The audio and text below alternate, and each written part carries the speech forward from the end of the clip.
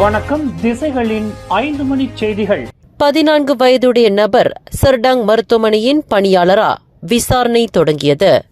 மருத்துவமனை பணியாளர் என்று கூறிக்கொண்டு கடந்த ஒரு வார காலமாக சர்டாங் மருத்துவமனையில் வேலை செய்து வந்ததாக கூறப்படும் 14 வயதுடைய நபரின் கூட்டு அம்பலமானதைத் தொடர்ந்து அது குறித்து சுகாதார அமைச்சு விசாரணையை தொடங்கியது.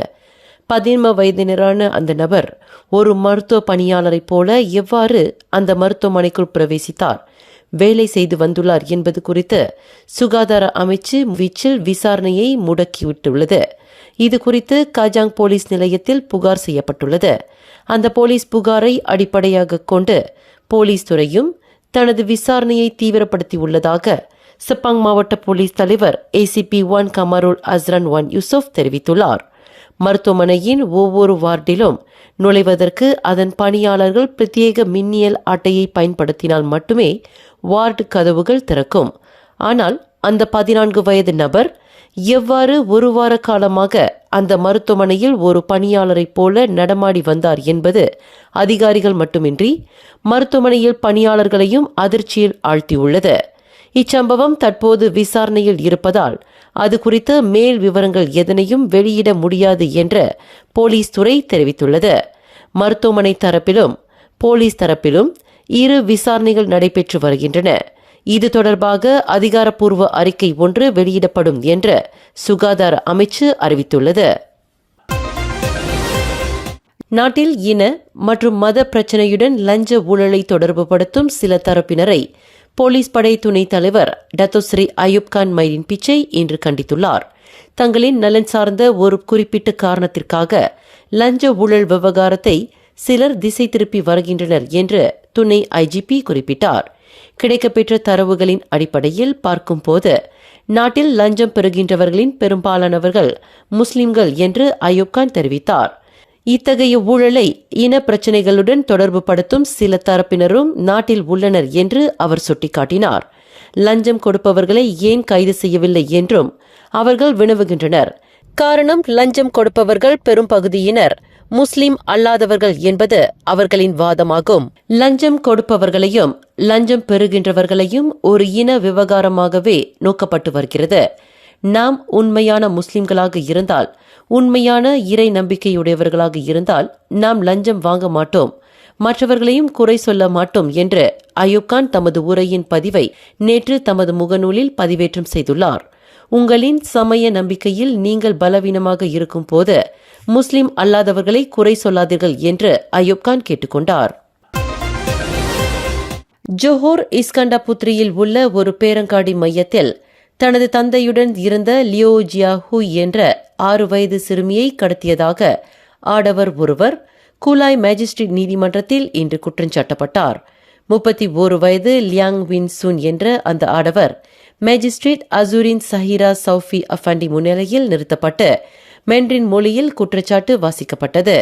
கடந்த ஜூலை 20 இஸ்கண்டாபுத்ரி தமன் பொத்தேனி எக்கோ கேலரியா பேரங்காடி மையத்தில் அந்த 6 வயது சிறுமியை கடத்தியதாக அந்த ஆடவர் மீது குற்றஞ்சாட்டப்பட்டது.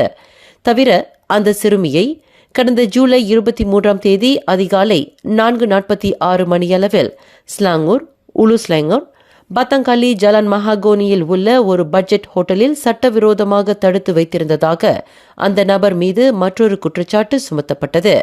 குற்றவாளி என்று நிரூபிக்கப்பட்டால் கூடியபட்சம் 7 ஆண்டு சிறை மற்றும் அபராதம் விதிக்க வகை செய்யும் குற்றவியல் சட்டம் 363 மற்றும் 346 ஆகிய பிரிவுகளின் கீழ் அந்த நபர் குற்றச்சாட்டை எதிர்நோக்கியுள்ளார். அந்த நபரின் கடப்பிதழை நீதிமன்றத்தில் ஒப்படைக்கும் அதே வேளையில் அவரை 50,000 வெள்ளி ஜாமீனில் விடுவிக்க நீதிமன்றம் அனுமதித்தது. எனினும் அந்த நபர் மேலும் 7 குற்றச்சாட்டுகளை எதிர்நோக்கியிருப்பதால் மீண்டும் கூலாய் மேஜிஸ்ட்ரேட் நீதிமன்றத்தில் நிறுத்தப்பட்டுள்ளார். லுமுட் அரச மலேசியா கடற்படையின் பயிற்சி வீரர் ஜே சூசை மாணிக்கம் திடீர் மரணம் ஒரு கொலையே என்று ஈப்போ உயர் நீதிமன்ற தீர்ப்பு அளித்ததைத் தொடர்ந்து இத்தகைய பாதகத்தை புரிந்த நபர்கள் நீதியின் முன் நிறுத்தப்பட வேண்டும் என்று 29 அரசு சாரா அமைப்புகள் கோரிக்கை விடுத்துள்ளன. இது தொடர்பாக விரிவான விசாரணையை புகிட் அமான் போலீஸ் தலைமையகம் மேற்கொள்ள வேண்டும் என்று அந்த அமைப்புகள் வலியுறுத்தின. 6 ஆண்டுகளுக்கு முன்பு சூசை மாணிக்கம் மிக மர்மமான முறையில் இறந்ததற்கு உயர் நீதிமன்ற விசாரணையின் மூலம் விடை காண முடிந்திருந்தது. அந்த வீரரின் மரணத்தில் பின்னணியில் உள்ள நபர்களை அடையாளம் கண்டு உடனடியாக நடவடிக்கை எடுக்க வேண்டும் என்று அந்த அமைப்புகள் கோரிக்கை விடுத்தன. இன்று புகிட் அமான் போலீஸ் தலைமையகத்தில் போலீஸ் படைத்தலைவர் தான்ஸ்ரீ ரசாருடின் ஹுசேனிடம் மகஜர் ஒப்படைக்கும் நிகழ்வில் அந்த அமைப்புகள் இதனை வலியுறுத்தியுள்ளன. லாயர்ஸ் ஃபார் லிபர்ட்டி என்ற மனித உரிமை அமைப்பின் வாயிலாக அதன் வழக்கறிஞர் ஜயிட் அப்துல் மாலிக்குடன் இணைந்து அந்த அமைப்புகள் மகஜரை சமர்ப்பித்தன. பிர்சத்து கட்சியின் பொதுச் செயலாளரும் எதிர்க்கட்சி தலைவருமான டத்தோஸ்ரீ ஹம்சா ஜைனுடின் மகன் சம்பந்தப்பட்ட 1 லட்சம் வெள்ளி லஞ்ச ஊழல் குற்றச்சாட்டு தொடர்பான விசாரணை கோலாலம்பூர் செஷன்ஸ் நீதிமன்றத்தில் புதிய நீதிபதி தலைமையில் நடைபெறும். இவ்வழக்கு விசாரணை இதற்கு முன்பு நீதிபதி ரொசினா அயூப் முன்னிலையில் விசாரணை செய்யப்பட்டு வந்தது. எனினும் அவர் இம்மாதம் 15ஆம் தேதிக்கு பணியிடம் மாற்றப்படுகிறார். எனவே ஹம்சா ஜைனுடின் மகன் முகமது ஃபைசால் ஹம்சா சம்பந்தப்பட்ட இந்த லஞ்ச ஊழல் வழக்கு புதிய நீதிபதியை கொண்டு விசாரணை நடத்தப்படும் என்று இன்று தெரிவிக்கப்பட்டது. பரிகத்தா நேஷனல் தலைவர் தான்ஸ்ரீ முகிடின் யாசின் நாட்டின் பிரதமராக இருந்தபோது அவரின் அமைச்சரவையில் ஹம்சா ஜைனுடின் உள்துறை அமைச்சராக இருந்த நிலையில் அவரின் செல்வாக்கை பயன்படுத்தி அவரின் மகன் முகமது ஃபைசால் ஹம்சா சந்தை வாய்ப்புக்காக ஹெய்டெக் படு பர்ஹாட் நிறுவனம் 2 நிறுவனங்களை நியமித்துக் கொள்வதில் இஸ்மீர் அப்துல் ஹமீத் என்பவரிடம் 1 லட்சம் வெள்ளியை லஞ்சமாக பெற்றதாக குற்றஞ்சாட்டப்பட்டுள்ளார். வரும் ஆகஸ்ட் 11ஆம் தேதி வரை கொலக்கல்லான் கடலோர பகுதியில் நீர்ப்பெருக்கு ஏற்படும் என எதிர்பார்க்கப்படுவதால் எச்சரிக்கையுடன் இருக்கும்படி பொதுமக்கள் கேட்டுக் கொள்ளப்பட்டுள்ளனர். வரும் வெள்ளி மற்றும் சனிக்கிழமைகளில் காலை 8 மணிக்கு இடைப்பட்ட நேரத்தில் கடலின் அலைகள் 4.8 மீட்டர் வரை உயரும் என எதிர்பார்க்கப்படுவதாக கில்லான் அரச மாநகர் மன்றம் கூறியது. கொலக்கல்லான் நிலையத்தில் நாளை இரவு 8 மணிக்கு இடைப்பட்ட நேரத்தில் அலைகள் 4.6 மீட்டர் வரை உயரும் என மாநகர் மன்றம் தனது ஃபேஸ்புக் பக்கத்தில் வெளியிட்டுள்ள விளக்கப்படத்தில் குறிப்பிடப்பட்டுள்ளது. அதேவேளையில் பண்டாக்கலாங் மற்றும் சிலாட் முவாரா நிலையங்களில் நீர்மட்டம் 3 மீட்டர் வரை உயர்ந்து அபாய அளவை எட்டும் என எதிர்பார்க்கப்படுவதாக வடிகால் மற்றும் நீர்ப்பாசனத்துறையின் வெள்ள தகவல் அகப்பக்கம் தெரிவித்தது.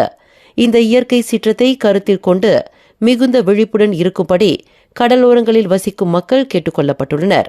வானிலை நிலவரங்களை அவர்கள் அணுக்கமாக கவனித்து வரும் அதேவேளையில் கடலோர பகுதிகளின் பாதுகாப்பு தொடர்பில் அரசு நிறுவனங்கள் வெளியிடும் தகவல்களையும் கவனத்தில் கொள்ளும்படி கேட்டுக் கொள்ளப்பட்டுள்ளனர். இப்போ தமன் சம்பாக்காவில் தம்முடைய பாதுகாப்பில் விடப்பட்டுள்ள 2 வயது குழந்தை இறந்தது தொடர்பில் குழந்தை பராமரிப்பாளர் ஒருவர் கைது செய்யப்பட்டுள்ளார். விசாரணைக்கு ஏதுவாக 30 வயதுடைய அந்த பெண்ணை 6 நாட்களுக்கு தடுத்து வைப்பதற்கு போலீசார் ஈப்போ மேஜிஸ்ட்ரேட் நீதிமன்ற ஆணையை பெற்றுள்ளனர். குற்றவாளி என்று நிரூபிக்கப்பட்டால் கூடியபட்சம் 10 ஆண்டு சிறை அல்லது 20,000 வெள்ளி அபராதம் அல்லது இரண்டுமே விதிக்க வகை செய்யும் 2001ஆம் ஆண்டு சிறார் சட்டத்தின் கீழ் அந்த மாது விசாரணை செய்யப்பட்டு வருகிறார். அந்த பராமரிப்பு மையத்தில் அனுமதிக்கப்பட்ட பெண் குழந்தை கடந்த திங்கட்கிழமை சுயநினைவு இழந்த நிலையில் கிடந்ததைத் தொடர்ந்து இப்போ ராஜபெருமாய்சுரி பைனூன் மருத்துவமனையில் சேர்க்கப்பட்டது. எனினும் சிகிச்சை பலனின்றி அக்குழந்தை செவ்வாய்க்கிழமை இரவு 11:10 மணியளவில் உயிர் இழந்ததாக தெரிவிக்கப்பட்டது. அக்குழந்தையின் உடலில் நடத்தப்பட்ட சவ பரிசோதனையில் தடிமனான பொருள் ஒன்றை கொண்டு குழந்தையின் தலையில் அடிக்கப்பட்டது தெரியவந்துள்ளது என்று பேரா மாநில போலீஸ் தலைவர் அசிசி மட் அரிஸ் தெரிவித்தார். மேலும் செய்திகளை தெரிந்து கொள்ள கீழே இருக்கும் பெல் பட்டனை அழுத்துங்கள். உங்கள் மகிழ்ச்சியை வெளிப்படுத்த லைக் மற்றும் ஷேர் செய்யுங்கள். தொடர்ந்து திசைகளோடு இணைந்திருக்க சப்ஸ்கிரைப் செய்யுங்கள்.